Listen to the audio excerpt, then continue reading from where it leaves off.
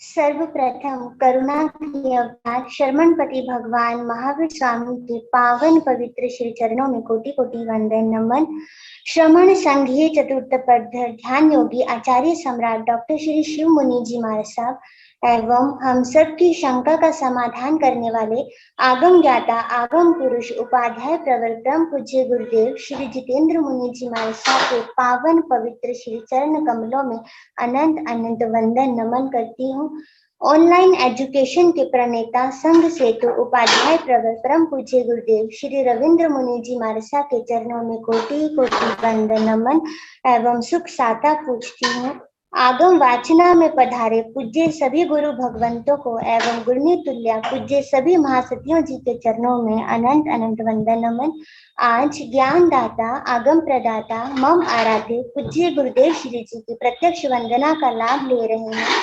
उत्तर भारतीय पर्वतनी ceremony Surya doctor Shri Sarita ji महाराज साहब, माँ साध्वी श्री चेतना जी महाराज साहब, माँ साध्वी श्री चंदना बिल्लो जी महाराज साहब, माँ साध्वी श्री रीता जी महाराज साहब, माँ साध्वी जी महाराज साहब, माँ साध्वी श्री श्रेया जी महाराज साहब, माँ साध्वी श्री शैली जी महाराज साहब आदि ठाना तथा मुमुक्षु बहन उपलब्धि जैन।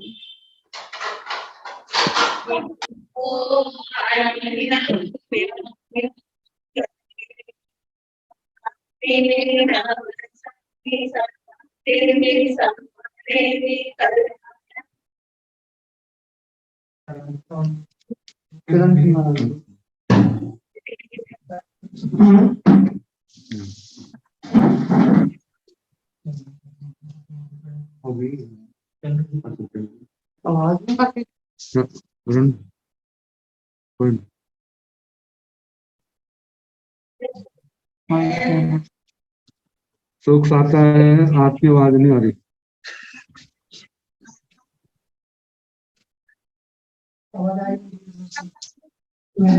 सुख साता जी।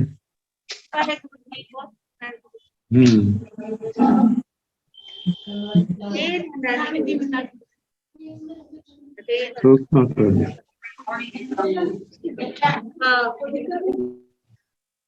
सबको साता है। यह निरंतर व निरंतर गति से चलती रहे, इस हेतु सभी तपस्वी अपना अपना सहयोग दे रहे हैं। आज की तपस्या उपाध्याय प्रवर अनियोग प्रवर्तक पूज्य श्री कन्हैया लाल जी महाराज साहब कमल के शिष्य तपो केशरी श्री संजय मुनि जी महाराज साहब उपवास, डॉक्टर श्री प्रतिभा श्री जी महाराज साहब की शिष्या साध्वी श्री श्रद्धा श्री जी महाराज साहब उपवास, साध्वी श्री ऋषिका श्री जी महाराज साहब उपवास, साध्वी श्री अनुज्ञा श्री जी महाराज साहब उपवास, साध्वी श्री प्रणति श्री जी महाराज साहब उपवास, नेपाल गौरव डॉक्टर पूजा ज्योति जी महाराज साहब की सुशिष्या साध्वी पूनम जी महाराज साहब उपवास, श्रमणी सूर्या उत्तर भारतीय प्रवचन डॉक्टर श्री सरिता जी महाराज साहब की शिष्या घोर तपस्विनी डॉक्टर श्री शुभा पिंकी जी महाराज साहब उपवास, साधना की शिखर पुरुष पूज्य श्री पुष्कर मुनि जी महाराज साहब की सुशिष्या साध्वी श्री प्रिय दर्शना जी महाराज साहब की सुशिष्या डॉक्टर साध्वी विचक्षणा जी महाराज साहब उपवास, साध्वी श्री मोक्षदा जी महाराज साहब उपवास, श्रमणी गौरव प्रज्ञा ज्योति डॉक्टर शिवाजी महाराज साहब के सुशिष्या साध्वी डॉक्टर श्री शैली जी महाराज साहब उपवास, साध्वी श्री सुचिता जी महाराज साहब उपवास, वाचनाचार्य डॉक्टर श्री विशाल मुनि जी महाराज साहब के सुशिष्य श्री विराग मुनि जी महाराज साहब उपवास। हम सभी तपस्वियों के तप की अनुमोदना करते हैं और सुख साता पूछते हैं। अब हम पूज्य गुरुदेव श्री जी से करबद्ध प्रार्थना करते हैं कि आप अपनी अमृतमय वाणी से हमें कृतार्थ करें। पधारे गुरुदेव मथेन वंदन।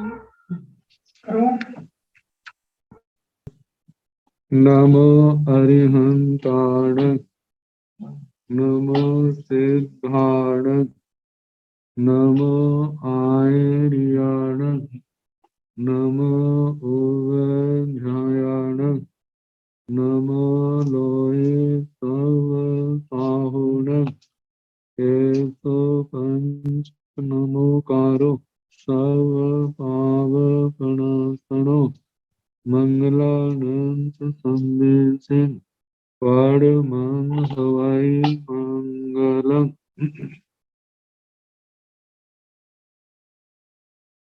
जिन शासन जिन वाणी सदा जयवंत हो, श्रमण संग सदा अविचल मंगल हो। मुक्ति को प्राप्त श्रमण भगवान महावीर स्वामी, उनकी परम पावन कल्याणी भागवती वाणी वाचक प्रमुख श्री इंदर भूति गौतम आदि गणधर भगवान युग प्रधानाचार्य परम पूज्य श्री सुधर्मा स्वामी जी महाराज, उनकी परम पावन पाठ परंपरा वर्तमान आचार्य ध्यान योगी परम पूज्य श्री शिव मुनि जी महाराज एवं गुरुजन सबके पावन चरण सरोजों में मेरा अनंत अनंत बार वंदना नमस्कार। आगम परिषद में विराजमान वरिष्ठ मुनिराज, अन्य मुनिवृंद, परम आदरणीय भगवती स्वरूपा महासाधुया जी, श्री सूत्र कीर्तन सूत्र के वाचना प्रारंभ है। प्रथम स्कंध का 11वां अध्ययन मार्ग सुनाया जा रहा। इसकी 31 गाथाएं सुना चुके। 32वीं गाथा इमं च धम्ममादाय कासवेन पवेयं तरे सोयं महाघोरं अतताये परिवै। आचार्य श्री सुधर्मा स्वामी जी फरमा रहे हैं, इमं च धम्ममादाय, इस धर्म को ग्रहण करके। इमं धम्मं, च का मतलब और, इमं धम्मं, इस धर्म को, आदाय ग्रहण करके, प्राप्त करके। किस धर्म को, किनके द्वारा कहा है? तो दूसरे चरण में कहा है कासवेन पवेय्यम, काश्यपेन प्रवेदितम, काश्यप गोत्रीय भगवान महावीर स्वामी के द्वारा जो प्रवेदित है, जो प्रतिपादित है, कथित है, प्रज्ञप्त है। तो काश्यप गोत्रीय भगवान महावीर स्वामी के द्वारा कहे गए इस धर्म को ग्रहण करके तरे सोयम महाघोरम, तरे सोयम, तरे का मतलब तरे, तरे संसार को तरे। कैसा संसार? सोयम महाघोरम, सोयम का मतलब स्रोत,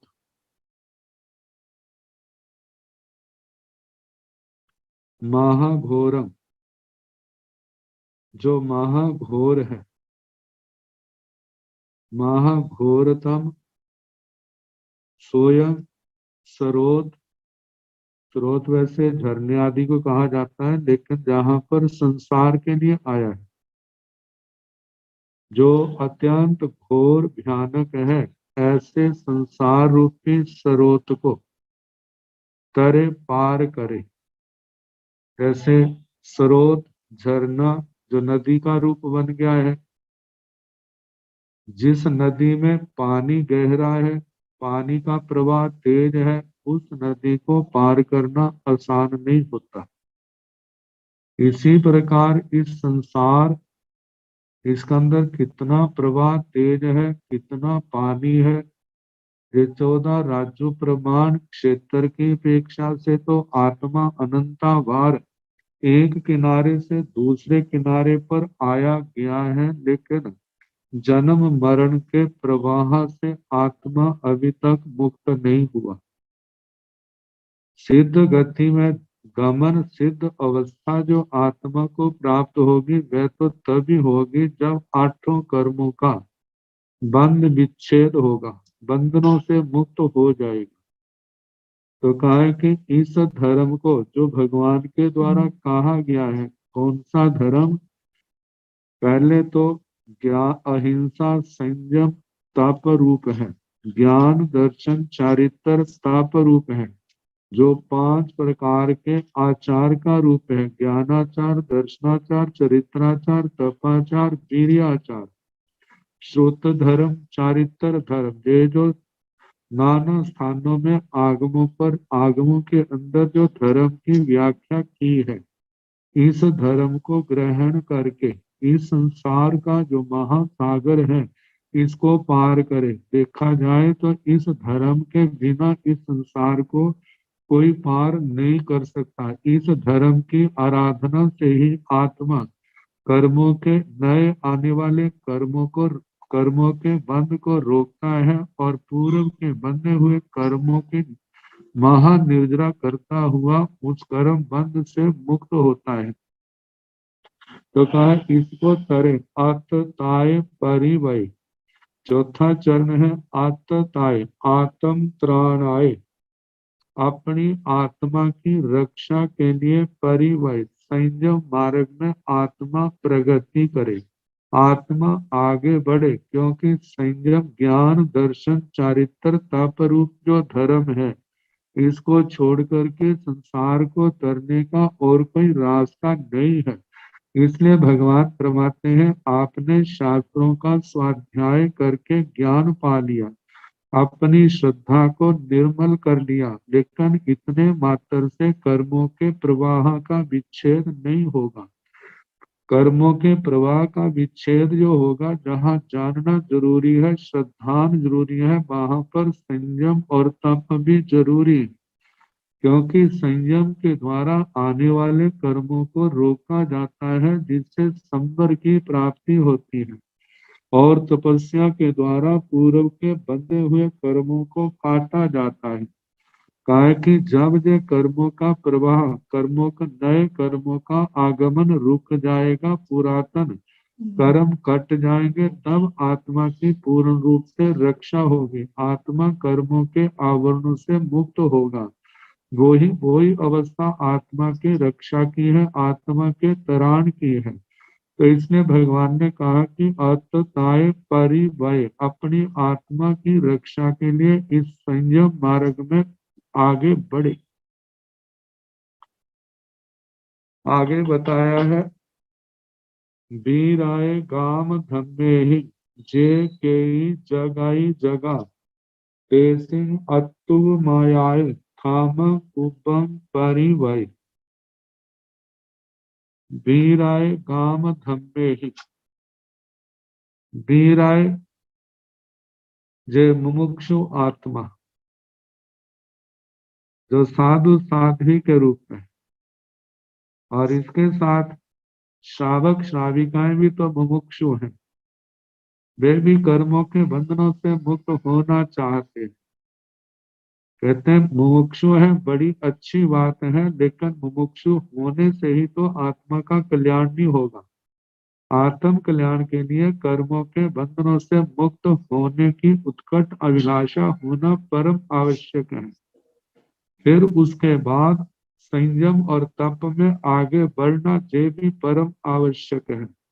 लेकिन संयम और तप में आगे बढ़ना जो है, ये आत्मा के क्षोभशम के ऊपर निर्भर है। जिस आत्मा का क्षोभशम प्रबल है, वह तो साधु जीवन में आ जाएगा, और जिसका क्षोभशम प्रबल नहीं है, साधु जीवन के योग्य मोहनी कर्म की प्रकृतियों का जो क्षोभशम उतना नहीं है, तो वे श्रावक वृत्ति के को अपना करके अपने संसार को सीमित करने का प्रयास करते हैं, अभ्यास करते हैं।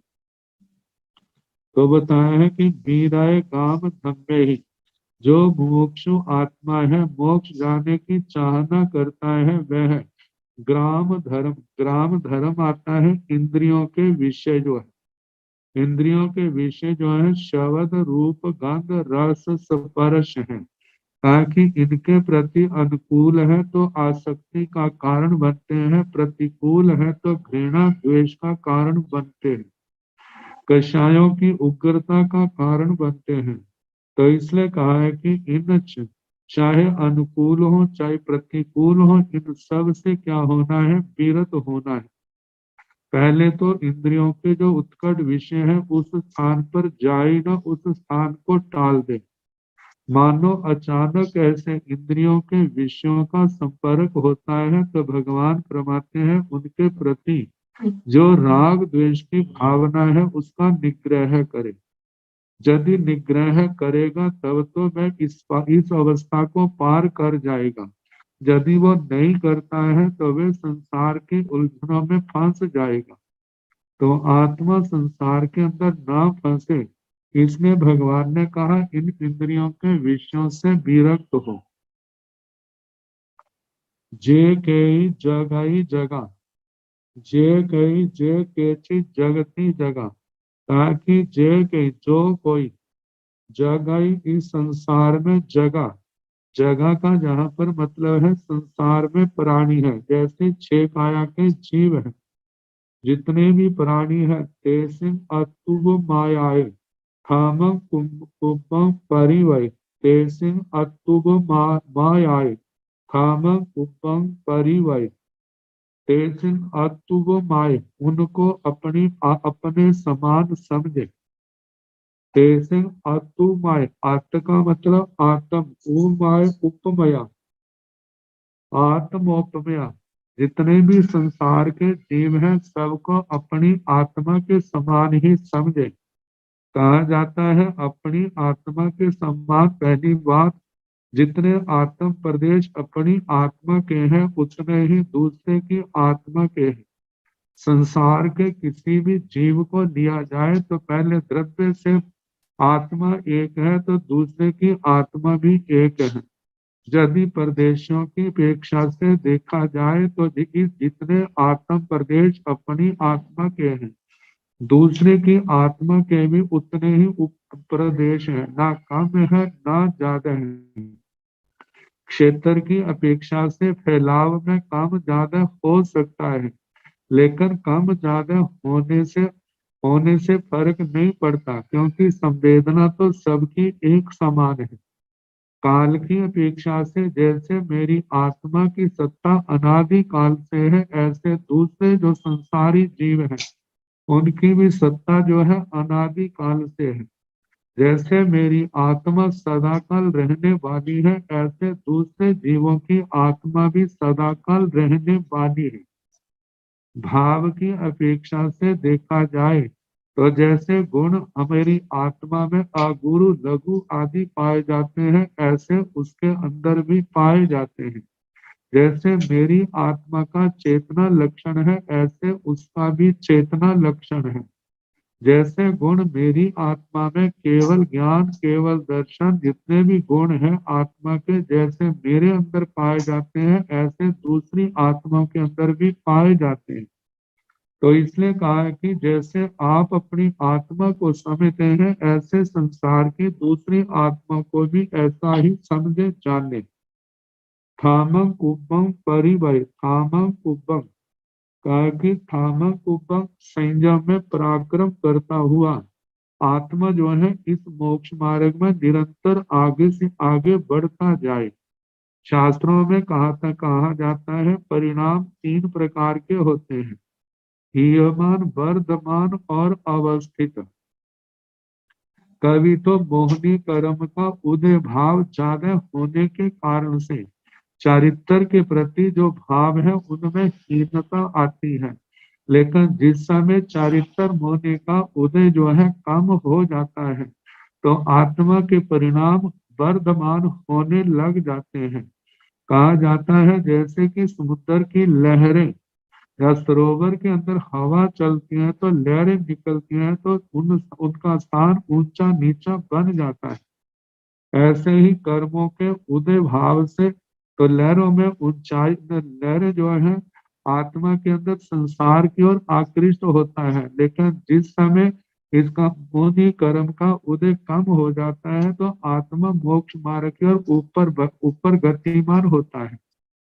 मतलब जब मोनी कर्म का उदय बढ़ जाता है तो परिणामों में हीनता आने लग जाती है, और जैसे मोनी कर्म का क्षोभम बढ़ता है उदय घटता है तो आत्मा के परिणामों में जहाँ निर्मलता आती है वहां पर उत्साह भी बढ़ता है। तो कहा जाता है परिणामों का में मैलापन आना जो हीनता है और परिणामों में निर्मलता आना जो वर्तमान परिणामों का लक्षण है। और एक अवस्था ऐसी होती है अवस्थित, ना परिणाम घटते हैं ना बढ़ते हैं, जैसे हैं वैसे के वैसे ही रहते हैं। तो कहा जाता है हीयमान परिणाम जो है कम से कम एक समय ज्यादा ज्यादा अंतर मुहूर्त, और वर्तमान परिणाम जो है वे भी कम से कम एक समय ज्यादा ज्यादा अंतर मुहूर्त, और अवस्थित परिणाम जो है कम से कम एक समय ज्यादा ज्यादा 7 समय तक रहते हैं। तो जहाँ पर बताया है कि सब प्राणियों को अपनी आत्मा के साथ समान समझता हुआ जो संयम के स्थान है उनमें वर्तमान परिणामों की ओर बढ़ने के लिए आत्मा पराक्रम करे। तो आत्मा ने पराक्रम कैसे करना है? पराक्रम यही है कि हर समय यत्न का ध्यान रखे मेरे जीव के द्वारा किसी भी जीव की विराधना ना हो। 6 काया के जीव मेरी आत्मा के समान है, तो जैसे मेरे को दुख बद अच्छा नहीं लगता ऐसे उनको भी अच्छा नहीं लगता। तो हर समय ये ध्यान रखे कि मेरी आत्मा किसी की विराधना ना करे और ना ही मेरे द्वारा प्रमाद आलस आदि से दूसरे की विराधना हो। और आगे है कि अपने आप को जो उदय आने वाले कर्म है उनको मैं पहले उनको क्षय कर दूं उदीरना के द्वारा। इसलिए अपने आप को स्वाध्याय में, संयम पालन करने में, तपस्या में अपने आप को लगा के रखे। अपने एक एक क्षण को धर्म ध्यान के द्वारा सफल बनाने का प्रयास करे। तो कहा जो आगे बढ़ना ही जो है मतलब कि संयम में पराक्रम करना ही क्या है, साधना के क्षेत्र में आगे बढ़ना है। तो भगवान फरमाते हैं कि इस प्रकार परिवाय अपने बल पराक्रम को संयम तप में लगाता हुआ इस मोक्ष मार्ग में आगे चले। आई मानंच मायंच तम परिणाय पंडिये सब मेय निराकिच्चा निब्बाण संध्याय मुनि। पंडिये मुनि, पंडित मुनि, तम परिणाय, इनको अच्छी तरह जान करके, इनको जान करके आई मानंच मायंच, अति मान कहा जाता है जो मान कषाय है, मायंच और माया कषाय है। कहा कि इस गाथा के अंदर बीच के कषाय ले लिए हैं, किनारे के कषायों को छोड़ दिया है। कहा जाता है जब बीच के कषायों का नंबर लिया है तो इसका मतलब इसके अगल बगल में जो स्थित है क्रोध और लोभ उनको भी ग्रहण कर लेना। क्योंकि जैसे एक कषाय संयम में बाधक है, संयम में बाधा डालने वाला है, ऐसे दूसरे कषाय भी उससे कोई काम नहीं है। तो कहा जाता है किसी के अंदर कोई भी कषाय क्यों ना हो, चाहे क्रोध हो, मान हो, माया हो, लोभ हो, जो सारे के सारे भयंकर है, भयानक है। तो पंडित जो साधु है, ज्ञानी साधु, प्रविचक्षण साधु जो है, इन कषायों को अतिमान माया मतलब के मान माया साथ में उपलक्षण से क्रोध और लोभ को भी अच्छी तरह जान करके सब में निराकिच्छा, इन सब कषायों का निराकरण करके, निराकरण करके मतलब त्याग करके, कोई भी ऐसे प्रसंग आते हैं चाहे क्रोध का आता है तो उस समय सोचे जे मेरा स्वभाव नहीं है, मान का प्रसंग आता है तो जे मेरा स्वभाव नहीं है, माया और लोभ का प्रसंग आता है ये भी मेरा स्वभाव नहीं है, ये मेरे स्वभाव से विपरीत है, इनका सेवन करना विभाव दशा है। तो कहा है कि विभाव की ओर मेरे को नहीं जाना, मेरे को आत्म स्वरूप में रमण करना है। तो आत्म स्वरूप में रमणता की स्थिति दीर्घ हो, लंबी हो, तो इसके लिए कषायों का शांत होना जरूरी है। और कषायों को शांत करने का जो उपाय है वह संयम और तप, 17 प्रकार का संयम और 12 प्रकार का जो तप है उसका आचरण है। तो कहा कि इनका निराकरण करके निब्बाण संध्याय मुनि, मुनि जो है निब्बाण संध्याय अपनी आत्मा को निर्वाण के साथ संध्याय संधान करे, निर्वाण के साथ जोड़े। तो कहा है कि निर्वाण मोक्ष की खोज करे। अब मोक्ष की खोज तो वो मोक्ष को तो जान तो लिया है शास्त्रों को पढ़ करके सुन करके।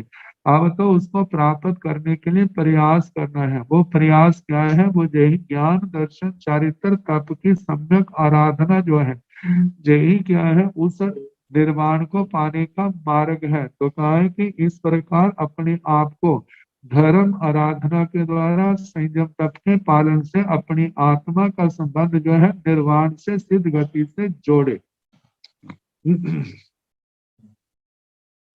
संधाय साहु धम्मं च पाव धम्मं निराकरे उवहाण वीर्य भिक्खु कोहं मानन पत्थय संधाय साहु धम्मं च। ताकि साधु जे आत्मा साधु धर्म से अपने आप को जोड़े।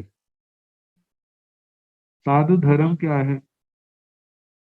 वही 10 बीघे समण धम्मे पड़ते तन जहा खंति मुक्ति अजवे मदवे लागवे सच्चे संजमे तवे चियाए बम चिरवास। ये 10 प्रकार का यति धर्म कह लो, श्रवण धर्म कह लो, साधु धर्म कह लो, इसके साथ आत्मा अपने आप को जोड़े। पाव धम्म निराकरे, जो पाप युक्त धर्म है, जो पाप धर्म है, खारा पाप, प्राणातिपात, मृषावाद, अदत्ता दान, मैथुन, परिग्रह, क्रोध, मान, माया, लोभ, राग, द्वेष, कलह, अव्याख्यान, गैर शून्य, पर परिवार, रति रति, माया, मृषा, मिथ्या दर्शन, शल्य, ये 18 पाप, इनका निराकरण करें। निराकरण करे मतलब इनका त्याग करे।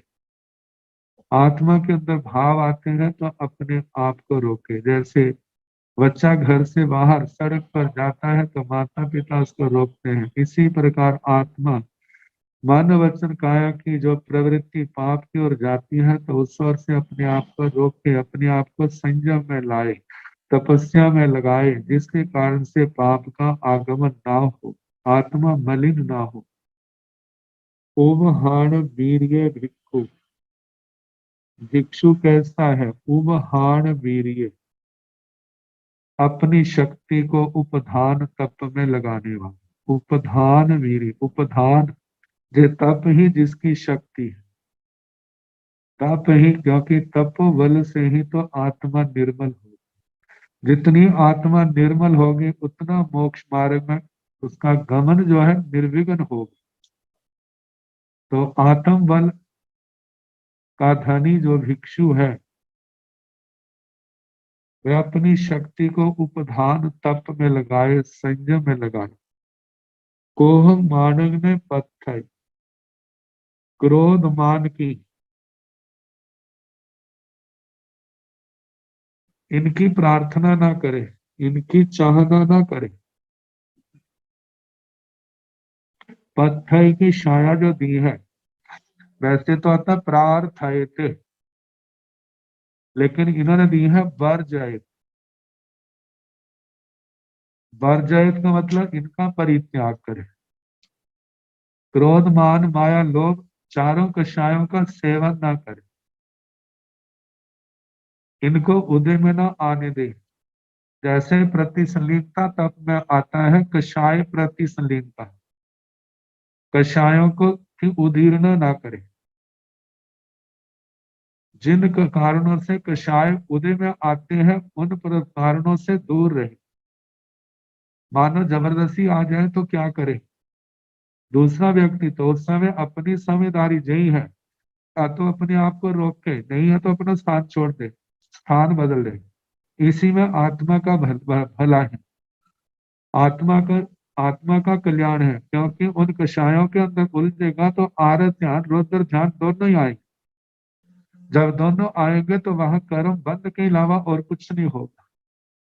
तो इसलिए कहा जाता है कषायों की उदीर्णा ना करे, उदय में आए तो उनको निष्फल करे। साधु की साधुता की जो सफलता है वो इसी के अंदर है। तो कहा कोह मानिन्य पथ, क्रोध मान को और साथ में माया और लोभ को, इन कषायों को जरा भी सार्थक न होने दे, सफल न होने दे। स्वयं सफलता पाए लेकिन कषायों को सफल ना होने दे। आगे बताए हैं जेय बुद्धा अतिकंता, जेय बुद्धा अणा गया, संति ते सिंह पैठान, भूयान जगई जा। कहते जेय बुद्धा अतिकंता, बुद्धा बुद्ध टीका में अर्थ दिया है तीर्थंकर भगवान, अरिहंत परमात्मा। जेय अतिकंता, अतिक्रांता, जेच अतिक्रांता जो आज से बीत गए, जो सिद्ध गति को प्राप्त हो गए, जो अतीत में हुए, जेय बुद्धा अनाज्ञा, और जो आगामी काल में होंगे, और जो क्योंकि अतीत में हुए उनका वर्णन कर दिया, आगे होंगे उनका भी वर्णन कर दिया, लेकिन वर्तमान का तो नहीं किया। तो वर्तमान का स्वयं ग्रहण कर लेता, क्योंकि कोई समय ऐसा नहीं होता जब इस कर्म भूमि में तीर्थंकर भगवान सर्वज्ञ सर्वदर्शी विराजमान ना हो। 20 तीर्थंकर भगवान तो सदा ही रहते हैं, कम से कम 20 ज्यादा 170 तीर्थंकर वर्तमान एक समय में हो सकते हैं। तो कहा अतीत काल में अनंत हो गए हैं 170 क्षेत्रों में, और अनंत होंगे, और वर्तमान में जो है वो तो 20 है, लेकिन ये 170 तक संख्या पहुंच सकती है। कहा जितने भी अतीत में हुए आगे होंगे वर्तमान में है। संति तेसिंग पैठान, संति तेसिंग पैठान, तेसिंग तेषाम तीर्थकराणाम अरहताम, उन तीर्थंकर भगवंतों के, अरिहंत भगवंतों का पैठान जो आधार है, प्रतिष्ठा है, प्रतिष्ठान वे क्या है, शांति, शांति। कल्प सूत्र के अंदर 6 सूत्रों के अंदर भी यही कहा है कि उपसम सारंगु सावन्न, श्रवण जीवन का सार जो है वह क्या है, उपशम भाव है। इन कषायों को, विकारों को अपने ऊपर हावी नहीं होने देना, इनको शांत करना, इनका निराकरण करना, इनको दूर करना, ये साधु जीवन की सफलता है इसमें। तो कहा शांति ही उनका आधार है। भूयान जगई जहां, कैसे आधार है, जैसे प्राणियों को रहने के लिए जो पृथ्वी आधार है, जैसे प्राणियों का आधार जो पृथ्वी है। भूयान जगई जहां, भूयान भूतानाम जगती जहां, जैसे संसार में प्राणियों का आधार जो संसार पृथ्वी है, इसी प्रकार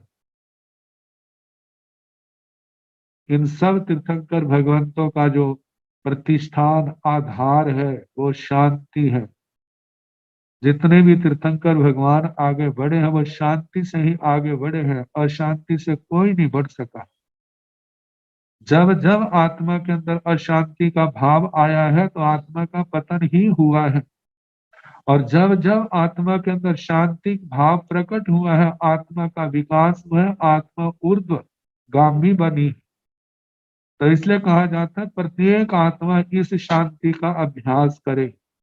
मौन रहना, शांत रहना, अपने आप को खाली नहीं रखना, अपने आप को स्वाध्याय में, ध्यान में, तपस्या में, संयम पालन करने में, सेवा में, ऐसे निर्जरा के, संबंध निर्जरा के कार्यों में अपने आप को लगाए रखे। इन कार्यों के अंदर लगा रहना ही क्या है, जो शांति की नींव को मजबूत बनाना है। तो कहा जैसे संसार के जीवों का आधार ये पृथ्वी है, इसी प्रकार जितने भी तीर्थंकर भगवान हैं उनकी साधना का आधार क्या है, जो शांति भाव, उपशम भाव।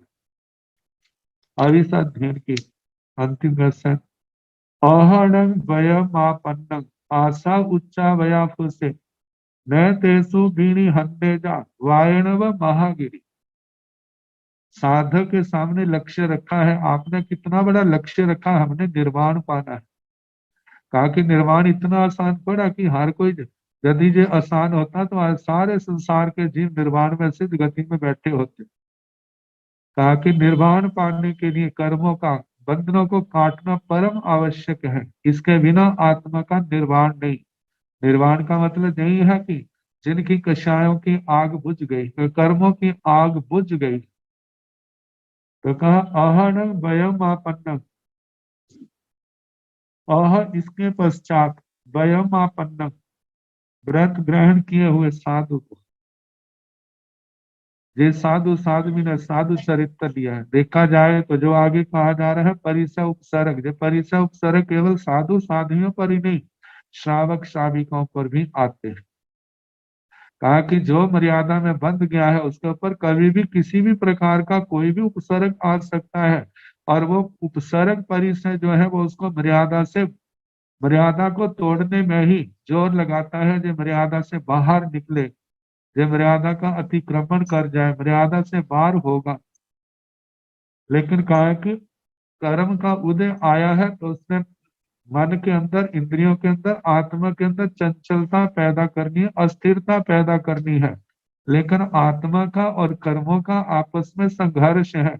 आत्मा ने उन मर्यादाओं का जो व्रत लिए हैं उनका अतिक्रमण नहीं करना है। मानो कितनी बार आत्मा का पक्ष कमजोर हो जाता है और मर्यादा का उल्लंघन हो जाता है, तो जैसे समय के इंतजार करे, अब समय ठीक आ गया तो उसी समय फिर अपनी अपने आप को मर्यादा के अंदर ले आए। और जो मर्यादा का उल्लंघन किया है तो उसके कारण से कर्म का बंध भी हुआ है, आत्मा दोष से दूषित हुई है, तो उसको अपनी आलोचना के द्वारा, प्रायश्चित के द्वारा उसका शुद्धिकरण कर ली।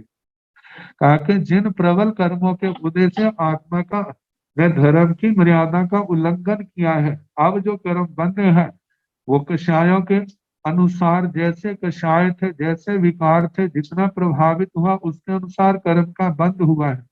अब हमें इस बात का बोध होने के कारण से आत्मा जो है सरल हृदय से, जहां जहां जिसकी आस्था है, अपने गुरुओं के चरणों में आचार्य आदि अधिकारी है, प्रवर्तक है, प्रवर्तनीय है, जो भी अधिकारी जहां आस्था है वहां पर सरल हृदय से अपनी आलोचना करे, और आलोचना करके जो भी प्रायश्चित दिया जाता है उसको भगवान का प्रसाद समझ करके, उसको जैसे प्रसाद को बड़े शौक से खाते हैं ऐसे उस प्रायश्चित का आचरण करे। वो प्रायश्चित जो है लगे दोषों को तो दूर करेगा ही, लेकिन उसके साथ और भी दोष है, जैसे झाड़ू देने से घर का कूड़ा कचरा बाहर निकलता है, इसी प्रकार आत्मा के अंदर जो अभी नूतन के अभी अभी जो दोष लगे उनका तो शुद्धिकरण होगा ही।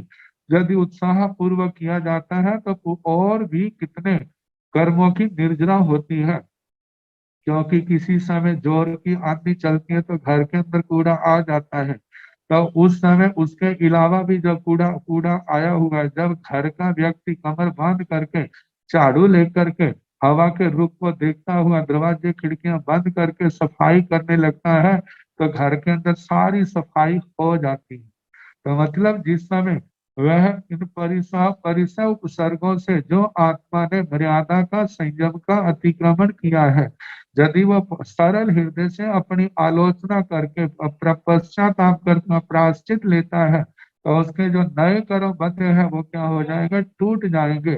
मानो कोई थोड़ा कर्म रह भी गया, क्योंकि प्रायश्चित देने वाला, आलोचना सुनने वाला शतमस्त है। कभी दोष के आलोचना करने वाले ने अपनी आलोचना ठीक नहीं की, कभी प्रायश्चित देने वाले के उस शतमस्तता के कारण से उससे कम प्रायश्चित दिया गया, लेकिन जितना दिया गया है उतना तो उसने आचरण किया है, तो उससे क्या है, उतना तो दोष कम हुआ है। जब कम हुआ है तो आने वाले समय में उसमें वृद्धि नहीं करते, तो जिस समय दोबारा उदय में आएगा तो उतनी ताकत उसके अंदर नहीं होगी जितनी अब की बात थी, क्योंकि उस ताकत को, शक्ति को उसने प्रायश्चित के द्वारा उसको कम कर दिया या खत्म कर दिया है। तो कहा है कि आहरण वयम आपन्न, इस प्रकार साधु जीवन को जिन्होंने प्राप्त किया है, ऐसे साधक साधु साध्वियों के, श्रावक श्राविकाओं के भाषा उच्चा वयम कुल से नाना प्रकार उच्चा वया, छोटे बड़े, छोटे बड़े अनेक प्रकार के परिसर और उपसर्ग आते हैं और उस आत्मा को प्रभावित करते हैं।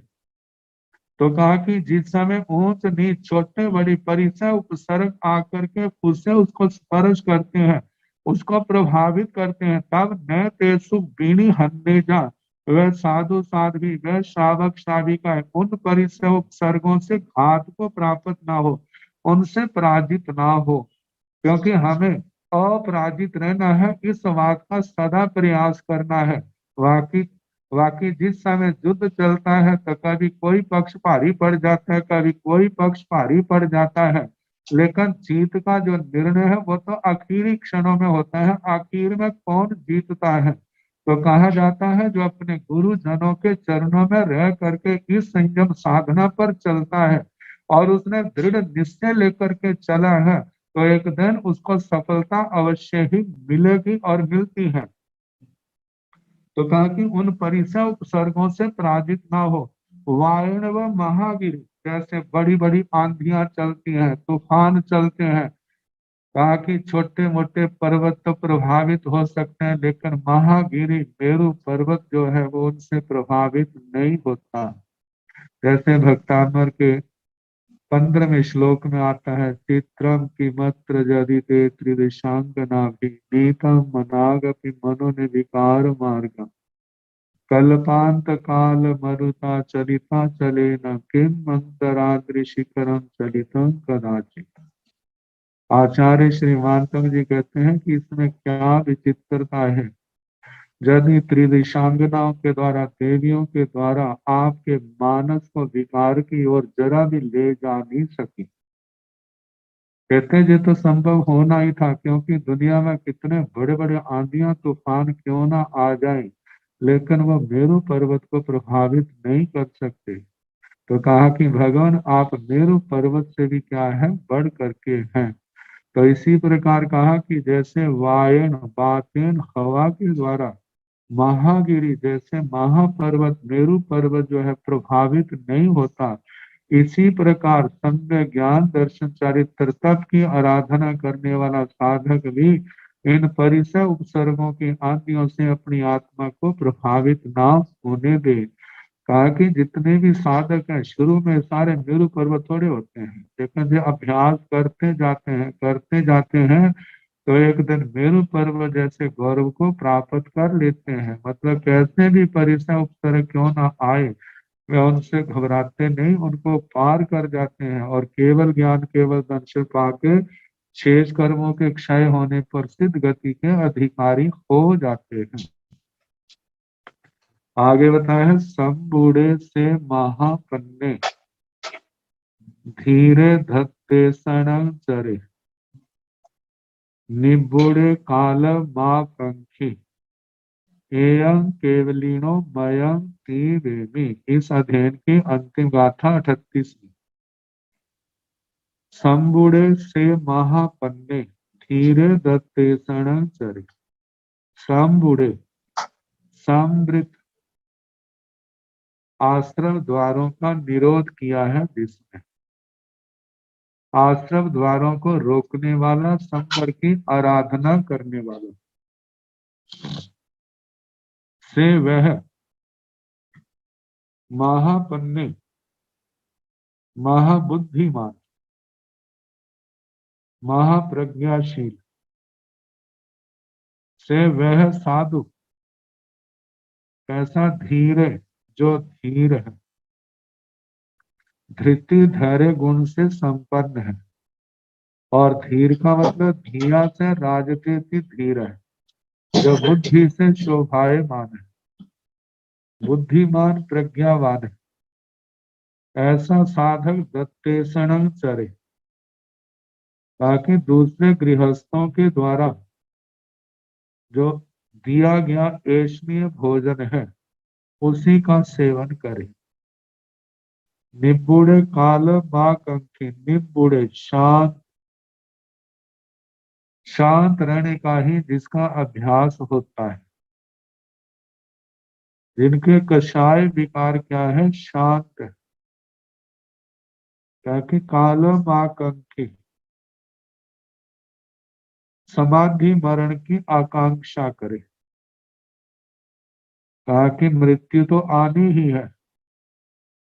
ये मृत्यु जैसे सड़क के ऊपर वाहन चलते हैं, रेल की लाइन पर रेलें चलती, ऐसे संसार अवस्था में ये जन्म मरण वाली रेल भी जो है अनादि काल से चलती आ रही, आगे से आगे स्टेशन आते जा रहे हैं। तो कहा इसी प्रकार जहां जन्म है वहां पर मृत्यु अवश्यम भावी। कहा कि मृत्यु अकाम मृत्यु तो हर जन्म में होती आई, लेकिन पंडित मरण आए। पंडित मरण आएगा कैसे? कहा कि पंडित मरण पंडितों पे ही होता है। जहां पंडित जन्म से जाति से नहीं है, जहां पर तो पंडित वो जीव है जो सम्यक दृष्टि है, सम्यक दृष्टि के साथ साथ जिसने 18 पापों का परित्याग किया है, जो संयम मार्ग में स्थित है, वो एकांत पंडित है। और जिन्होंने जितने अंशों में पाप छोड़े हैं उतने अंशों में पंडित है, जितने अंशों में नहीं छोड़े उतने अंशों में बाल है। इसलिए श्रावक श्राविकों के लिए आता है बाल पंडित, साधु साध्वी के लिए जो अप्रमत्त होकर के साधना कर रहे हैं उनके लिए पंडित आता है।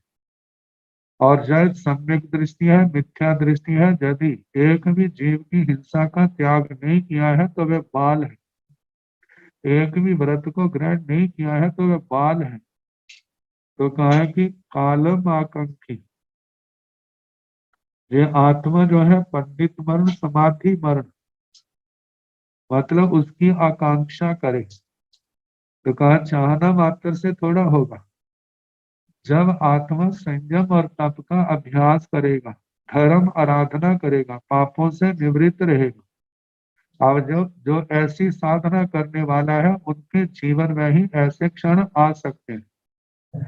लेकिन जो इनकी आराधना नहीं करते उनके जीवन में जो पंडित मरण के क्षण आए, ऐसा अवसर आए जो संभव नहीं है। तो इसलिए कहा जाता है वो पंडित मरण प्राप्त जिस विधि से होता है उस मार्ग पर चले। और वो मार्ग क्या है? वो संयम और तप की आराधना है। तो संयम तप की आराधना करने वाला वह पंडित मरण की आकांक्षा करता है, मेरे को समाधि मरण वाले मिले, जब मैं इस संसार से जाऊं तो मेरा किसी के साथ थोड़ा सा भी मन मुटाव नहीं होना चाहिए। जो दूसरा कोई छोड़ने ना छोड़ने, लेकिन मैं सबके साथ छोड़ता हूँ। मेरा किसी ने मेरा कितना भी नुकसान क्यों ना किया हो, मैं उसको हृदय से क्षमा करता हूँ। मैं किसी के प्रति कोई मेरा बैर नहीं, कोई बैर विरोध नहीं। खामे में सब में जीवे, सब में जीवा खामंतु में नीति में सब भूसु बेरम मज्जंगना के नहीं। इन भावना को अपने जीवन में आचरण के रूप में लाता है और शांत शांत होकर के, बोझ से हल्का होकर के, कहा कि वो जहां दुनिया से चलता है तो ऐसे पंडित मरण की चाहना करे और उसके लिए ऐसा प्रयास करे। एयं केवलिनो मय, कहा जे मत किनका है, जे मार्ग किनका है, ऐसा किन्होंने माना है? कहा केवलिनो, जे केवली भगवंतों का मत है, जो सर्वज्ञ सर्वदर्शी है, जिन्होंने घाती कर्मों का क्षय कर दिया। सर्वज्ञ सर्वदर्शी ऐसे अरिहंत परमात्मा कह ले, सामान्य केवली कह ले, सबका मत एक है, सबका मार्ग एक है कि इस प्रकार ऐसे विशुद्ध चर्या का पालन करके जीव जो है इन कर्मों की आग को शांत करे, पंडित मरण की आराधना करे। यह उन केवली भगवंतों का अरिहंत परमात्मा का मत है। वे भी आचार्य श्री सुधर्मा स्वामी जी महाराज फरमाते हैं, इस अध्ययन का जैसा अर्थ मैंने भगवान के मुखारविंद से सुना वह मैंने आपको सुनाया, अपनी ओर से कुछ भी नहीं। इसमें जो सुनाया है सब भगवान का है, मेरा कुछ नहीं। लेकिन जो सुनाया है मैं उसी मार्ग पर चलने वाला एक साधक हूँ। आचार्य श्री सुधर्मा स्वामी जी महाराज इस मार्ग पर चले, इस मार्ग पर उन्होंने अपने पराक्रम को लगाया, अपने कर्मों को क्षय किया। कहा जिस समय सुना रहे हैं उस समय वो चार ज्ञान के धारक हैं और द्वादशांगी वाणी के केवल ज्ञाता ही नहीं, रचयिता है, अनंत अर्थों को जानने वाले। और आने वाले समय में उनके कर्म क्षय करके केवली भी बने और शेष कर्मों के क्षय होने पर सिद्ध गति को भी प्राप्त किया। तो इस प्रकार 11वें अध्ययन का समापन हुआ। अब इसके आगे 12वां अध्ययन समवसरण, समवसरणम भी कहा जाता है। तो इस अध्ययन का और पूर्व अध्ययन का आपस में संबंध जो है, कहते हैं 11वें मार्ग नामक अध्ययन की व्याख्या की जा चुकी है। अब 12वें अध्ययन में प्रवेश हो रहा है। 11वें अध्ययन में यह बताया गया है कि कुमारक छोड़ने से सम्यक मार्ग प्राप्त होता है। कुमारक क्या है? 18 पापों का सेवन। और सन्मार्ग क्या है? 18 पापों का त्याग, अहिंसा, सत्य, अस्तेय, ब्रह्मचर्य, अपरिग्रह, क्षमा, विनम्रता, सरलता, संतोष, समता आदि जो सारा सन्मार्ग है। ज्ञान, दर्शन, चारित्रता की आराधना जो सन्मार्ग है, मोक्ष मार्ग है। तो कहा है कि कुमारक छोड़ने से सम्यक मार्ग प्राप्त होता है। अतः कुमारक छोड़ने वाले को पहले उसके स्वरूप का परिज्ञान होना चाहिए। कुमारक का स्वरूप क्या है? तो इस दृष्टि से कुमारक का स्वरूप बताने हेतु इस अध्ययन का प्रारंभ किया जा रहा है। पहले मार्ग आया, अब कुमारक, क्योंकि 363 मतों का वर्णन आएगा। और ये देखा जाए तो ये तो केवल विकल्प, चार चार प्रकार की विचारधारा लेकर के उनके विकल्प जो है 363 बनते हैं, उनका वर्णन किया जाएगा। वो टीका में है। आगे इन चारों का संक्षेप से वर्णन किया है। इस अध्ययन का नाम है समवसरण अध्ययन। इसमें कुमारक की प्ररूपणा करने वाले क्रियावादी, अक्रियावादी, अज्ञानवादी और विनयवादी, इन चारों के समवसरणों का निरूपण है। मतलब चार प्रकार की विचारधाराओं का, चार प्रकार के मार्गों का वर्णन है। क्रियावादियों का एक है, दूसरा अक्रियावादी, तीसरे जो है अज्ञानवादी, विनयवादी, इनका वर्णन। तो बताया है कि जहां देवाधिकृत समवसरण अथवा समवसरण तीर्थंकर भगवंतों की धर्म सभा विवक्षित नहीं है। जैसे हमारे शव प्रचलित समस्त भगवान का समवसरण लगा, भगवान की सभा लगी, देवताओं ने उसका निर्माण किया था उस सभा का, जहां पर उसका वो सभा, जहां उस सभा से जहां पर उसका अर्थ नहीं है। तो जहाँ का निर्युक्ति कारण समवसरण का अर्थ क्या है? सम्यक एक ही भाव से एक जगह इकट्ठा होना, सम्मेलन या मिलन अथवा संगम होना समवसरण। जिनकी आपस में विचारधारा मिलती है, वो अनेक मतों को मानने वाले, उनको तो एक श्रेणी में रख दिया। और एक विचार जैसे क्रियावादी क्रिया को मानते हैं, आत्मा को मानते हैं, लेकिन सबका सबका मत एक जैसा नहीं है, लेकिन आत्मा को मानते हैं, तो आत्मा को मानने वालों को सबको एक श्रेणी में रख दिया। जो कहते हैं आत्मा नहीं है, परमात्मा नहीं है, पुण्य पाप नहीं है, ऐसी विचारधारा के व्यक्तियों को दूसरी श्रेणी में रख दिया। और जो ये कहते हैं कि अज्ञान ही अच्छा है, तो ऐसी विचारधारा वालों को तीसरी श्रेणी में रख दिया। जो कहते हैं विनय सबसे अच्छा है, विनय से ही आत्मा का कल्याण होता है, इस विचारधारा वाले लोगों को चौथी श्रेणी में रख दिया। तो कहा जे सम्मेलन या मिलन असंगम होना समवसरण है। अर्थात प्रस्तुत अध्ययन में विविध प्रकार के मतवाद प्रवर्तकों या मतों का संगम सम्मेलन है। अब इसके आगे निक्षेप की दृष्टि से समवसरण के अर्थ आएंगे, वो कल जैसे अवसर होगा सुनाने का प्रयास। नमो अरिहंताण, नमो सिद्धाण, नमो आयर्याण, नमो ओवध्यायाण, नमो लोये संसाहुण, हे सो पंच नमो कारो साव पावकणसणो, मंगलानंत संवेदिं कर्मं हवै मंगलम्। श्री चतारि मंगलम, अरिहंता मंगलम, सिद्धा मंगलम, साहो मंगलम, केवली मनतो धम्मो मंगलम, चतारि लघुतम।